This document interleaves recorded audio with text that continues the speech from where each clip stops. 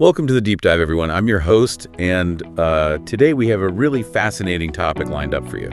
Yeah, I'm super excited to be here as your resident expert today to, dig into all of this with you. So we've all seen that classic cinematic moment, right? Marching into the boss's office, slamming down a resignation letter, and just burning the boats to go chase your ultimate dream. Oh, absolutely. It's like a cultural obsession. Right. You're supposed to just take this massive leap of faith. But statistically speaking, that is basically the business equivalent of jumping out of an airplane and trying to knit a parachute on the way down. Which is terrifying because the ground approach is a lot faster than you think. Exactly. And I mean, the idea that sheer necessity will somehow just magically force you to succeed is, well, it's a deeply flawed premise. It bankrupts a lot of really talented people. Yeah, it totally does. So today, our mission for this deep dive is to do the exact opposite of burning the boats. We are going to engineer a safe, completely mathematically sound exit strategy from your day job. And we're pulling this directly from author KJ's book, How to Start a Small Business That Actually Makes Money.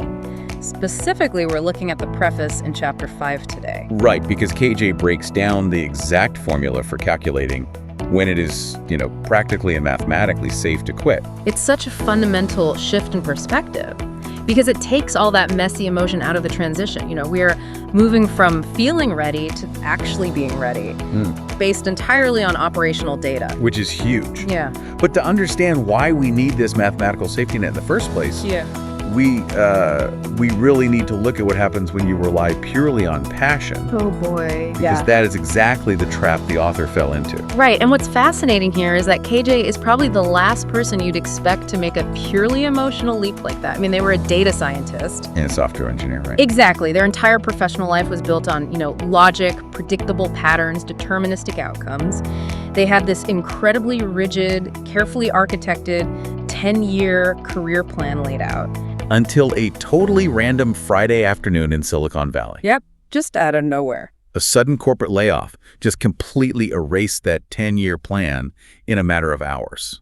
I mean, their immigration status was suddenly at risk, the job market went totally silent, and poof, that carefully constructed safety net just vanished. And so they entered what people often call the messy middle. The messy middle, I love that term. Yeah, it's that terrifying, disorienting void between the life you knew and the life you haven't built yet. And in that vacuum, they panicked. Totally understandable. Right. But instead of falling back on data, which was their whole background, they tried to pivot based on what they call pure, unrefined passion. Which led to the infamous artisanal candle business. The candle business. It is just the quintessential panic pivot. Okay, I want to pause on this for a second because on paper, following your passion sounds like standard, universally accepted good advice. You hear it everywhere. Oh, totally. Follow your dreams. Right. So why does the passion project pivot fail so spectacularly for smart people when they lose their safety net? Well, because passion curdles the absolute moment. It is forced to bear the weight of your actual survival. Wow, yeah. KJ found themselves spending their nights inhaling fragrance oils, desperately trying to craft the perfect scent profile. But their days were just consumed by this crushing existential dread. Drowning in the logistics of wax melting points. And supplier delays and inventory management. The passion just completely evaporated because the structural foundation to support a real business simply wasn't there. The brain just starts grasping at straws when the bank account drops. I mean, the book mentions that at their absolute lowest point, as their savings were just bleeding dry, KJ was even sketching out supply chain logistics for heirloom tomatoes. Oh, yeah, the tomatoes. They were trying to convince themselves they could become a high-end vegetable vendor. Which is a massive, massive departure from writing code in Silicon Valley. Just a slight pivot. Just a bit. But eventually, the data scientist inside them finally woke up. They had this huge epiphany that reinvention isn't about finding the right inspiration. It's actually a complex systems problem. Right.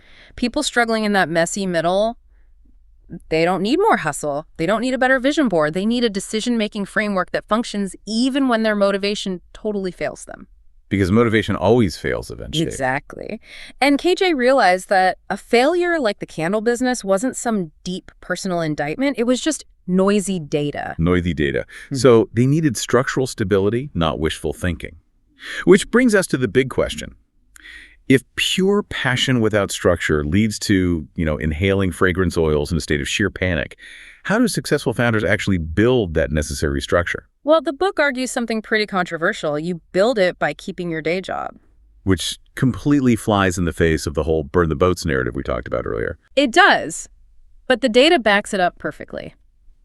There was this highly cited 2014 study published in the Academy of Management journal that looked exactly at this transition. And what do they find? They found that entrepreneurs who kept their day jobs while starting a business were 33% less likely to fail than those who quit immediately. 33% is a massive statistical advantage. But I can hear you, the listener. You might be looking at your own 40-hour work week right now, wondering, if I'm working all day for someone else, how can I possibly build my own empire? Aren't I just splitting my focus? And that's a completely natural pushback, honestly, but it misinterprets what actually kills early-stage businesses. Right. It is rarely a lack of focus. It is almost always desperation. When you keep your day job, it acts as this incredible financial buffer that just completely removes desperation from your customer conversations. Well, that makes so much sense. You don't need that one specific client to say yes just so you can make rent on the first of the month. Exactly. You can actually operate from a position of power. The book contrasts two case studies that illustrate the mechanics of this beautifully. Let's hear them. First, there's Elena, who represents the premature quit. So she had this great idea for a home organization service. She got rave reviews from friends, and so she quit her job in October with just 2 months of savings. Ouch. 2 months of runway is physically terrifying. I mean, I can feel my heart rate going up just thinking about a 60-day countdown. It's literally a biological timer ticking down. And she spent the first month doing what most people do when they want to feel productive but are avoiding the hard work of sales. She played business. She totally played business. She built a beautiful brand, designed a custom logo, set up all her social media channels. All the fun stuff. Right. And by December, she finally secured one real client. The job went well, but her calendar for January was completely empty. And here comes the panic, because the 2 months are up. The financial pressure completely warped her decision-making process. She started taking underpriced jobs just to get some cash flowing through the door. Which is a trap. A huge trap. She overcommitted on timelines, she compromised her boundaries with difficult clients, and she rapidly grew to resent the exact work she used to love. Within 5 months, the stress just broke her. She was back applying for regular employment. And it's so sad because she didn't fail, because the home organization idea was inherently bad. She failed because the clock ran out before the business could actually mature. Exactly. Now look at the other case study, Daniel, who represents the strategic exit. Okay. He started the exact same type of home organization service, but he built it on weekends while keeping his day job in warehouse management. So he had that buffer. Right, and it took him 4 full months to land his first client. Wow. If he had been on Elena's timeline, he would have been bankrupt twice over before he even got a single yes. Yeah. But because his warehouse job was covering his rent, that 4-month wait was just data, not a disaster. That is such a key distinction. Data, not disaster. He didn't hand in his notice until 18 months later. By the time he left his warehouse job, he had $36,000 saved, 6 consistent clients on retainer, and a waiting list for new ones. It's incredible. His business was already generating over $3,000 a month. He basically made the act of quitting completely, wonderfully boring. Making the quit boring. I love that. That is such a powerful reframe. It requires a fundamental mindset shift, Yeah. You have to stop viewing your day job as a prison or an obstacle keeping you from your dreams. Totally. You have to view your current employer as your initial angel investor. Your salary is literally funding your runway, buying you the time to iterate your product without that stench of desperation. Which turns those hard nights and weekends into a strategic investment phase rather than just feeling like a bitter sacrifice. Okay, but if we are using the day job as a funding mechanism, we have to know exactly how much funding we actually need before we cut the cord. Which brings us to the core formula of this entire transition. Yes, the runway number. The runway number. Let's get into it. This is the math of freedom, and it is entirely objective. The formula itself is beautifully simple. It's just your monthly burn rate multiplied by your target months. But the devil is absolutely in the details here. Oh, completely. Step 1 is calculating that monthly burn rate. And we are talking about the absolute floor here. Here's where it gets really interesting. Think of calculating your burn rate like figuring out your subsistence level in a survival video game. I like that analogy. Right. It's the bare minimum health points required to avoid a game over screen. If your burn rate is $4,000 a month, you know exactly how many health points you lose every 30 days just by existing. Right. We aren't talking about dining out or vacations. Yeah. We are talking about keeping the lights on or keeping actual calories in your body. And that survival baseline is where almost everyone miscalculates. The book actually highlights 3 sneaky expenses that new founders consistently forget when mapping out their burn rate. Let's hear them. First is health insurance. When you are employed, your company is heavily subsidizing your premium, often without you even realizing how much. Oh, for sure. When you quit, purchasing fully out-of-pocket health insurance can easily run anywhere from $400 to $1,500 a month for a family. That one line item alone can double a lean founder's expected monthly burn rate. It's brutal. It really is. Now, the second sneaky expense is the self-employment tax. Oh, go taxes. Yeah. As an employee, your company pays half of your payroll taxes totally behind the scenes. As an entrepreneur, you are suddenly on the hook for both halves. Ouch. That is an extra 7.65% sliced off your net income right at the top. You have to actively budget for those quarterly estimated tax payments, or the IRS will hand you a massive penalty at the end of the year. Nobody wants that. Okay, let me guess the third sneaky expense. Yeah. Is it the actual cost of doing the work that your employer used to just eat? Nailed it. Business operating expenses that scale with your revenue. Like what? Software subscriptions, specialized tools, legal fees, paying subcontractors, everything your employer used to provide, you now have to cover out of pocket. Wow. And ironically, as you get more clients, those operational costs actually go up. You are spending more money to fulfill the work. So you calculate all that, the insurance, the taxes, the overhead, and you find your true monthly health point drain. Step 2 is determining your target months, like how long you need that health bar to last. Exactly. And the book outlines 3 distinct tiers for your target timeline. 6 months is the absolute minimum viable floor. 6 months? Yeah. If you are transitioning with an already established client base and very low overhead, you might be able to squeeze by on 6 months. 9 months seems to be the sweet spot, though, right? 9 months is the ideal target if you are starting from scratch without existing clients. It gives you the necessary breathing room for longer sales cycles to mature. Because things always take longer than you think. Always. When you pitch a client in month 2, they might not sign the contract until month 5, and they might not actually pay the invoice until month 6. And the third tier. When is a full 12 months necessary? 12 months is strictly required if you have dependents or a partner who is also going through a career transition or high personal financial overhead. What about product businesses? Oh, absolutely. If you are building a physical product business where you have to buy inventory up front before making a single sale, you need 12 months of runway. Okay, so if we run the math on the middle tier, say a $4,000 burn rate multiplied by a 9-month target, that gives you a runway number of $36,000. Correct. But the nature of that money matters just as much as the amount, doesn't it? It matters more, honestly. That $36,000 must be in liquid, accessible savings. So no crypto or houses. No.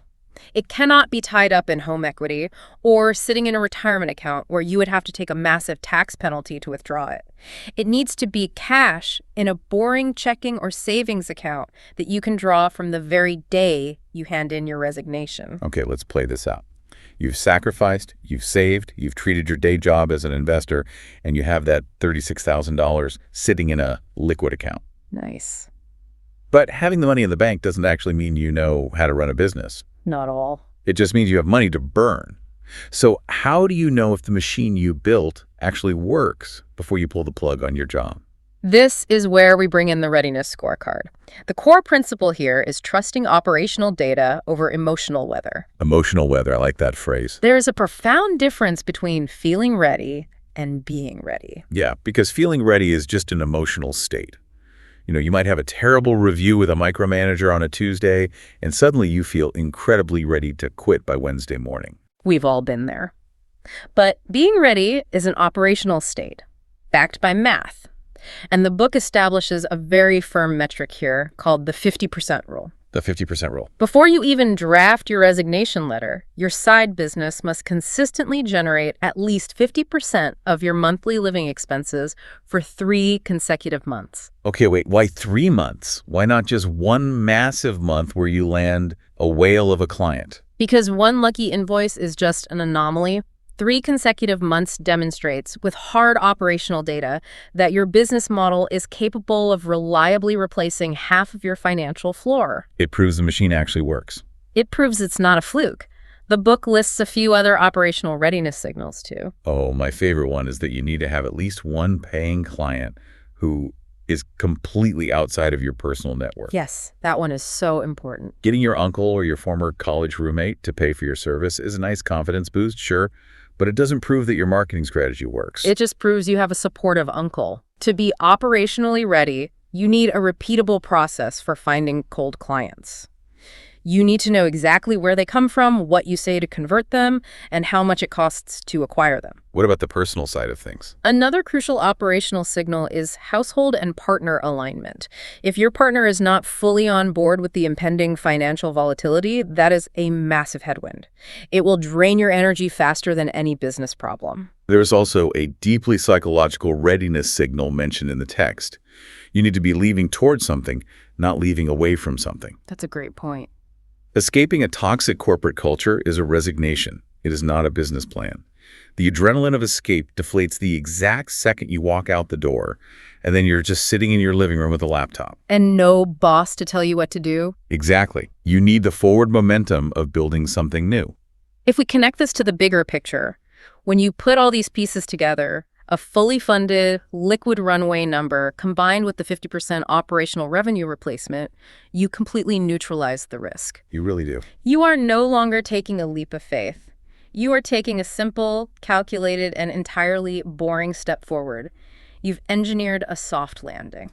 I want to push back on the 50% rule for a moment, though. Okay, let's hear it. What does this mean for the listener who has the savings, like they've hit their $36,000 runway number, but their side business is only making, say, 10% of their expenses? That happens a lot.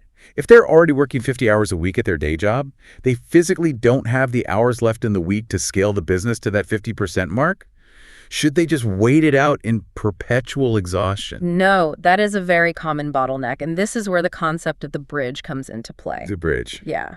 The book suggests that the choice isn't just a binary between staying full-time and quitting completely.